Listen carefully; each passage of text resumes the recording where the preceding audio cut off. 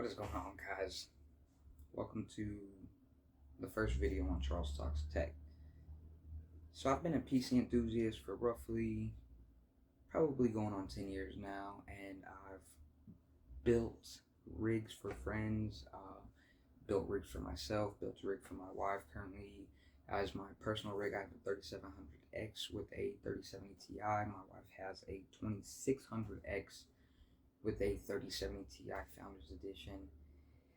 And I really wanted to kind of start dabbling in the budget realm of possibly flipping PCs, looking at older hardware, newer hardware, and being able to kind of dip my toes into the actual market of PC gaming, possibly other electronic reviews in the future. But for now, I'm looking into budget PC gaming. If that sounds like something you're interested in, be sure to drop a like on the video, subscribe, turn on notifications. Today's episode, basically, I'm just going to be building a test bench out of some used parts that I have. About probably 6 or 7 years ago, I bought a PC from a guy. That's what really got me deep into enjoying PC building and everything. He basically showed me how to build my first rig with the parts that he had already bought. Um, I want to go ahead and get into those parts now. Like I said, if it sounds like something you're interested, drop a like, subscribe, turn on notification. Let's get into these parts. So you have to excuse my editing. Obviously, I'm new to this, so I don't have like all kinds of crazy stuff set up to be able to uh, do all kinds of certain shots and everything like that. But so starting with the CPU of this test bench, I've got this i7 6700K. I'm gonna hope that that kind of focuses for you. So this thing was pretty flagship when I received it. Like I said, it was probably about 7 years ago. I think Intel now is on something like 14th gen, which is insane. This is a 6th gen i7. Obviously with the K, it was overclockable. Um, Base speed for this thing's like 4 gigahertz, so I want to say it was 6 core, 12 thread. Um, so like I said, I mean, pretty high end for its time frame. So the motherboard that I have paired with that i7 6700K is a MSI Z178 Gaming M7. This thing was pretty beefy for its time frame. I think it still holds up pretty well. It's got 4 DIMM slots, I believe two M.2 slots, yes, three 16 lane PCIe. So this thing was pretty beefy for its time frame. It's got heat sinks and everything on the VRMs and things like that. So that will be the motherboard that I'm pairing that with. I've got 16 gigs of DDR4 2800 megabit speed RAM. So when the i7 6700K was the flagship, basically Ryzen hadn't dropped yet.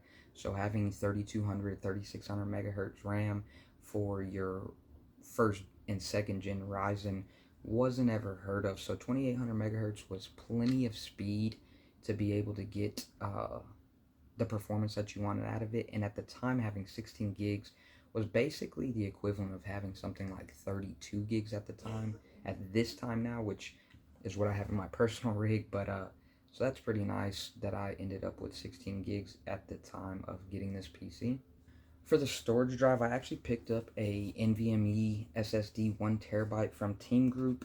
This is Gen 3. Obviously, Gen 4 wasn't heard of. I don't believe when the i7 and the 170 was basically the flagship at the time. So these things are only about $60 now.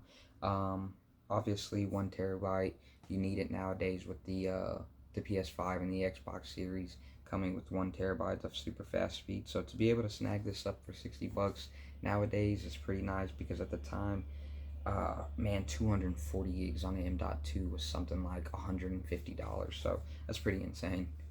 So for the cooler on this build, obviously a 6700K, people were looking to do some massive overclocks on it, pushing the Silicon Lottery as far as they could. So nobody was using stock coolers, so I actually have this Cooler Master Hyper 212 Evo, I believe is what it's called, for an air cooler. I mean, this thing's going to be able to let me overclock if I decide to pretty decently. I mean, this is a really good air cooler, even to this day. I mean, a Hyper 212 is something that I would still recommend today if you're balling on a budget. Now, I'm probably going to get a lot of hate for the PSU of choice, but it is the Thermaltake Smart 500 watt 80 plus white. So this thing basically gets so much hate on the internet. I believe it's rated under Linus Tech Tips as a tier E.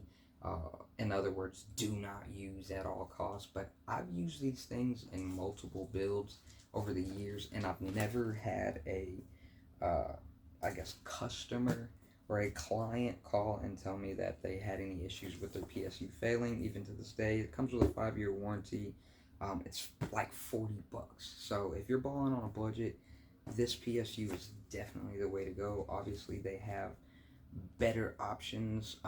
If you want to spend a little bit more, roughly around $60, you can get some 850 or 650. I'm sorry, you can get some 650 80 plus gold rated PSU. So it's definitely something that I would suggest spending an extra $20 on.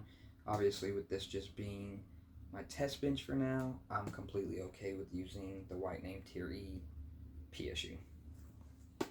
And last but not least, obviously, can't forget the thermal paste. This is just some cheap Corsair TM30 thermal paste. I think I picked this up at Best Buy for like $7. I don't plan on doing any massive overclockings. I probably will just to do some testing on it. But that's going to be the thermal paste that we apply to our Hyper 212 Evo. Let's go ahead and get this thing built. Now, obviously, like I said, I don't have any kind of crazy setup to be able to do a bunch of overshots and everything like that, but I'm going to do my best to kind of get this shot in an angle where you can see it. Don't let the Gold Plus here, that's a 1,000-watt power supply that I have in a completely different build, so I know I'm going to get some hate for the 500-watt white, but I do buy decent power supplies for more powerful rigs and things like that. So let's go ahead and get this motherboard slid in the frame here. See if I can get that right on the CPU. You're going to start off by opening up this arm here. Go ahead and get that opened up. Our CPU, like I said, is the i7 6700K. See if I can get that in shot. There we go. Gonna go ahead. If you've never installed a CPU, there's a little gold pin here. Gold arrow, I'm sorry, gold pin. Obviously, try not to touch all over the pins there. There's a little gold arrow here. You can actually see I have some thermal paste on my fingers from where I just cleaned this off. But basically, there's a little white dot, sometimes an arrow, that you want to go ahead and line that up with. So to install this, you just need to drop this in the socket here, make sure it doesn't move. This is the part that kind of scares everybody. Basically, this is going to take some pressure, but you want to press down on this and get that there locked in. So our CPU is now installed. We're going to go. So when installing our RAM, you'll notice that I already pushed back pins 1 and 3. This is actually 2 and 4 on both sides. I know you can't see the other side in the shot, and I apologize for that. When installing dual channel RAM, though, you want to use 1 and 3 or 2 and 4. You don't want to basically place it into 1 and 2 because then it's actually in the same channel. So when you're trying to install RAM, you want to make sure that you're actually putting it in dual channel when installing 2 sticks. If you've never installed RAM before, you'll notice that this bus is actually longer than this bus. So you want to make sure that this empty pin basically lines up with your actual pin there. So if we go ahead and slide this in, we'll notice that it does line up, and then you're just going to apply equal force on both sides until you see that click. I don't know if you noticed that pin click up, but it clicks up on its own, so that lets you know that it's seated properly. Same thing there. We're going to slide that into its cage and basically just apply equal force until you hear the click. Make sure both sides do click. So I went ahead and turned the board around so that you could see the M.2 slots. Basically, you have slot 2 here and slot 1 up here. I'm going to place this into slot 2. I don't really think that it matters, but obviously it may. You will have to just check with your motherboard manual to see If one is Gen 3, one is Gen 4, obviously Gen 3 on the M.2, so not going to be a huge deal for me. You're going to need a extremely small Phillips tip. This is actually a 00, but I believe a number 1 will work as well. With me being an electrician by trade, I happen to have a multi here, so what you've got to do is take out this little screw, and I'm going to try to do this without shaking all over the screen, but basically, don't get confused. Oop, I dropped the screw. If this part here comes out with it, that's actually a standoff. That is how big your M.2 screw is. As you can see, I can barely hold it in my fingers. So just like your RAM, basically, you have a notch there on the brass bar there. So this can only go in one way, obviously. Sticker side up. It's not going to go in upside down. But you're going to place this inside of there at an angle. Allow that to slide in. Push this down here, and the hard part is going to be getting this screw set back in. Try to do this without shaking and dropping everything all over the camera.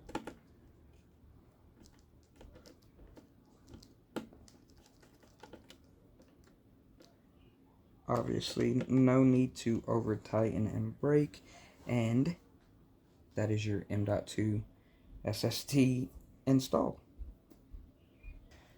So let's go ahead and turn this motherboard back around so that you can see the CPU again.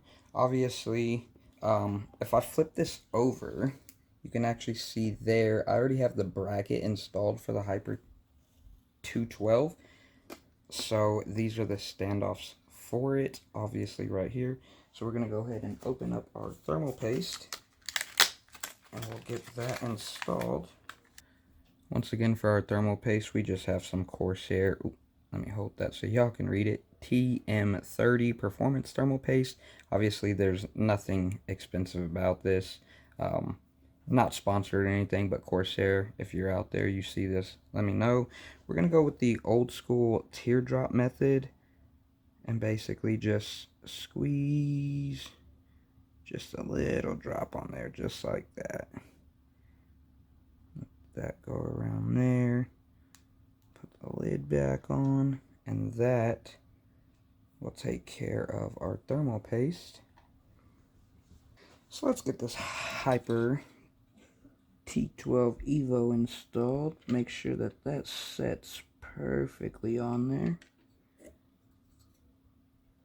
Obviously, it's going to want to do a little spinny spin. Let's go ahead and get this started. Try not to let it slide all over the place all at once. And get stuff all over your CPU. Go ahead and get this side started. Get this side started.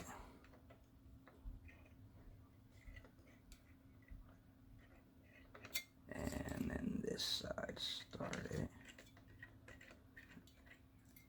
Let me go ahead and swap heads on my screwdriver. Should be roughly about a number 2.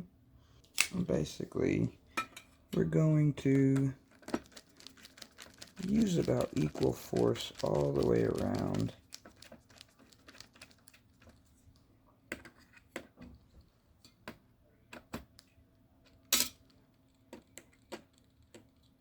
Do a star motion.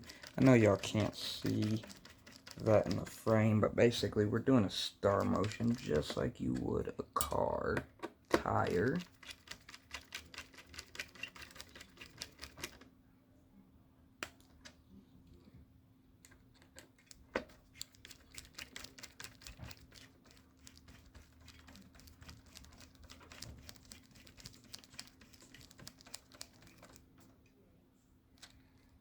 And just make sure that that's nice and snug, and we will be able to get our fan on. So I don't want to leave this part out just for any new builder that may be building, but I actually need to remove this first DIMM slot here. or third, however you want to look at it. So to do that, we're just going to pop these pins back down, slide this out for just a second. The reason for this is because this Hyper 212 actually needs to snap onto the fins here, and so the ram's actually in the way. If you notice here, I want the, let me see if I can get that to focus. Not really. There's a fan pointing towards me and then away from me in this direction.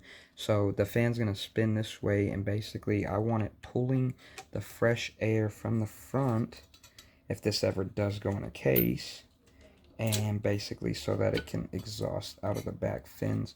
So we're just going to snap that into place there, make sure that that's good to go. Obviously there's a cable here that on your motherboard, I know you guys can't see it. Let me see if I pull it up there so that you can. It says CPU fan there. So obviously there's a little tab here on the connector that just basically slides right into there.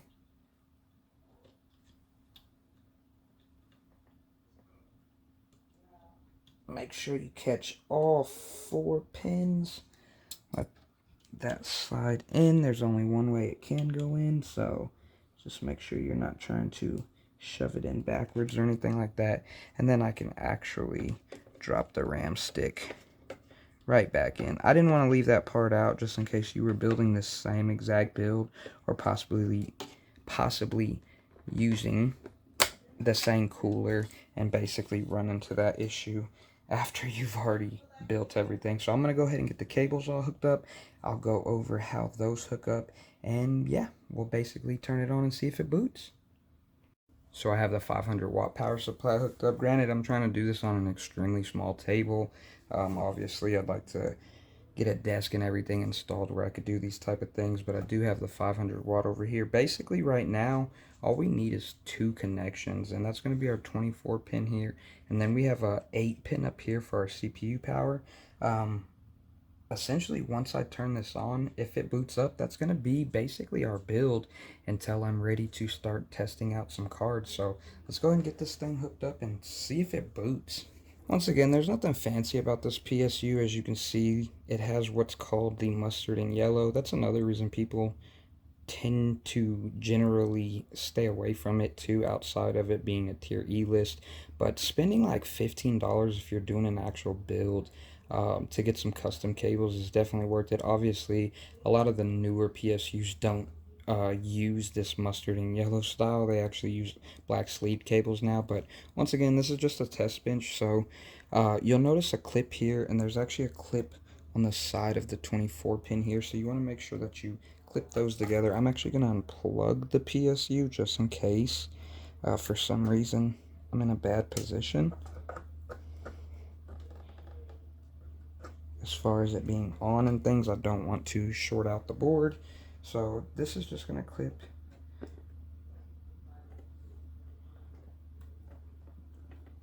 You should hear a clip, and there it is. And then you're going to find your 8-pin CPU. Same thing, it has a clip there, so this is just going to go over and clip here. Obviously I'm not worried about cable management, being as this is just my test bench. I just want to make sure that that clips all the way in there. Move everything out of the way. I do have my CPU fan installed, so let's put power to this thing and see if it blows up. I'll plug that in there. I see power there on the light. This board actually has power buttons. If you didn't, you would actually need to do a shorting method. I'm not going to tell you how to do that just because I don't want to be responsible if you do short out your board. But basically all we're looking for is for this fan to spin up.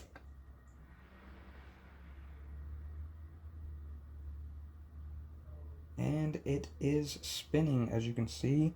Lights are dialing in. I don't know if you can see all of that, but it does look like we are good to go. We're probably in a boot cycle just because I don't have anything on the actual SSD. So we're gonna go ahead and kill it, and that's gonna be our test bench build video.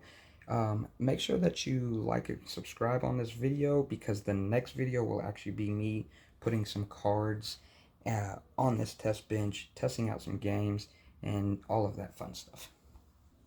So as anticlimactic as that might be, that's going to be the end of the video. We got the boot. Obviously, I didn't have a GPU in to make sure that it posted, but that is why you're going to subscribe. I've got plans to put some older and newer GPUs, budget and high-end back in the day, basically head to head. And if that's something you're interested in seeing, make sure that you are subscribed. Next video should be out within about a week or so, and that's when we will actually put GPUs head to head and test out, does my test bench actually work. So I hope you guys did enjoy this video. If you did, like I said, make sure to leave a like, subscribe, drop a comment in the comment section on what type of builds and potential head-to-head budget cards that you'd like to see happen. Other than that, like I said, this is Charles Talks Tech, and we'll catch you guys in the next one. Thanks.